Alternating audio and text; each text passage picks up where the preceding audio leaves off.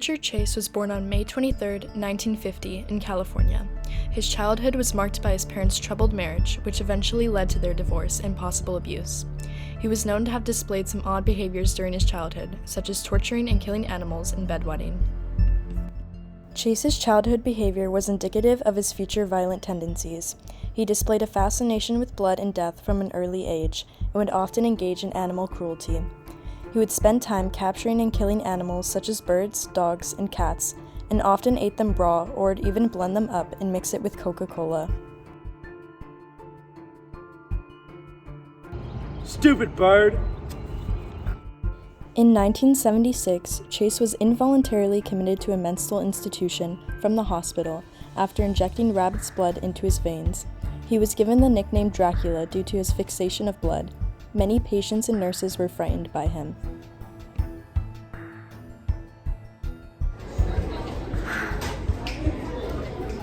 Richard's father and I divorced around when he was 5 years old. Oftentimes he would come home bloody and I would find dead birds and cats buried in my garden. And I was never sure, but I believed that his father, Richard Chase Sr., my ex-husband, beat him when he was in his custody. And I would often come home from work and find burn spots in the yard from when he started fires. But I think life became a little bit more challenging for Richard when he entered high school. Around that time, he lost all of his friends and started experimenting with drugs such as LSD and heroin. As an adult, Chase struggled with mental illness and drug addiction. He dropped out of high school and did not pursue any further education. He never married or had children and had difficulty holding down a job. Upon moving out of his parents' home, Chase went through a series of roommates who reported his bizarre behavior and heavy drug use. The few friends that Chase did have considered him weird.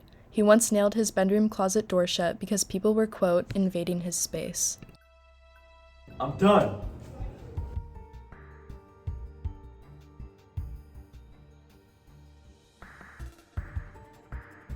Chase was diagnosed with schizophrenia, which was amplified by his drug use. He received treatment for his mental illness at various psychiatric hospitals, but his drug addiction persisted.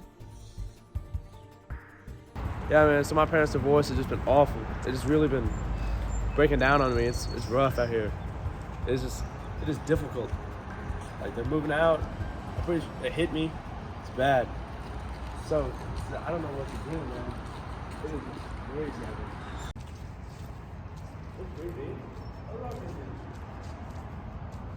Chase was arrested in Lake Tahoe in mid-1977 for being covered in and having buckets of blood, but ultimately convinced the arresting officer that it came from an animal and no charges were filed.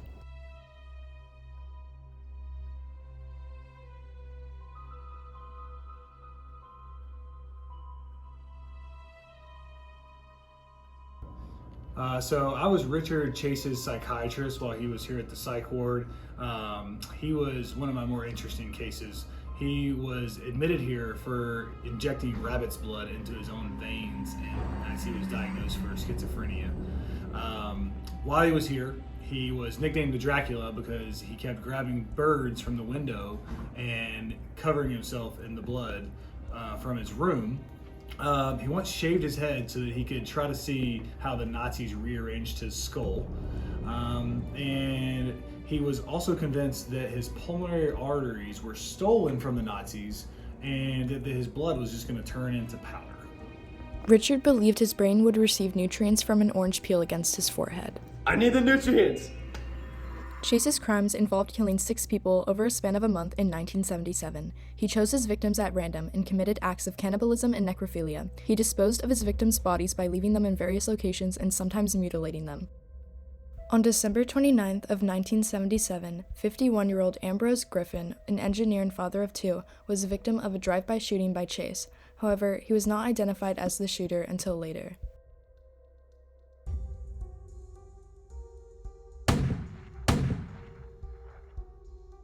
On January 23rd of 1978, Teresa Whalen was his next victim.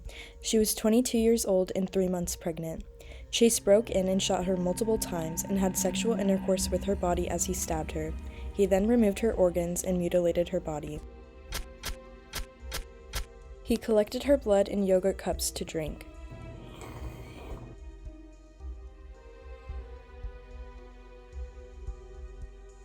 Richard had his own philosophy about killing and only entered houses that were unlocked, as he took to mean that he was welcome.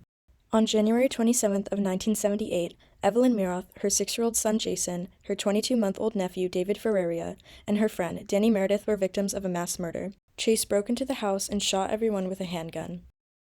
Chase fled the scene when he heard a knock on the door, leaving complete handprints and shoe prints and blood. The main lead came from a woman in her 20s who mentioned that she ran into a man she had gone to high school with. He approached her car, and she said that his eyes were sunken, he was extremely thin, and that he had notable bloodstains on his sweatshirt. She identified him as Richard Chase and alerted police. Police found a 12-inch butcher knife, rubber boots, animal collars, 3 blenders containing blood, and several dishes inside the refrigerator containing body parts. He had a calendar with the word "Today" on the day of the murders. The mummified and decapitated body of Ferreira was found in a vacant lot.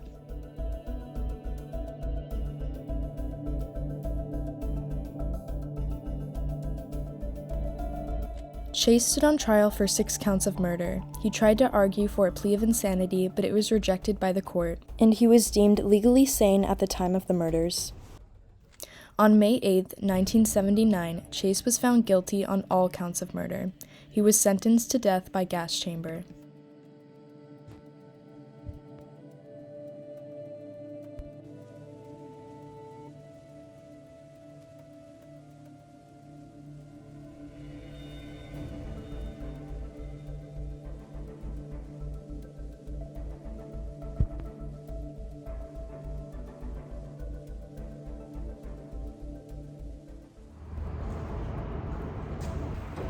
They're gonna give you a life sentence on the gas chamber.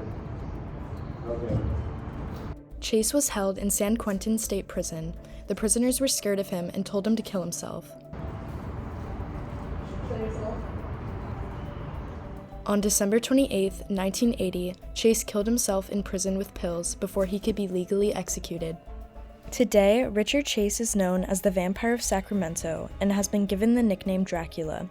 His criminal profile consisted of being tall, malnourished, a loner, physically unclean, and that most importantly, he would continue to kill.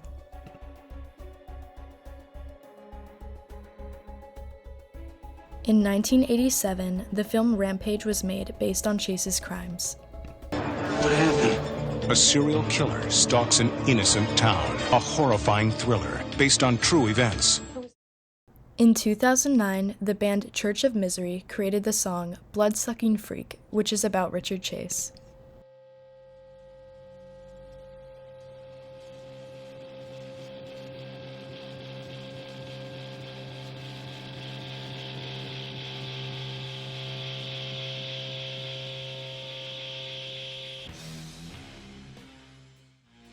Investigation Discovery's 2011 TV special, Lore: Deadly Obsession, was a 2-hour documentary reenactment of Chase's crimes.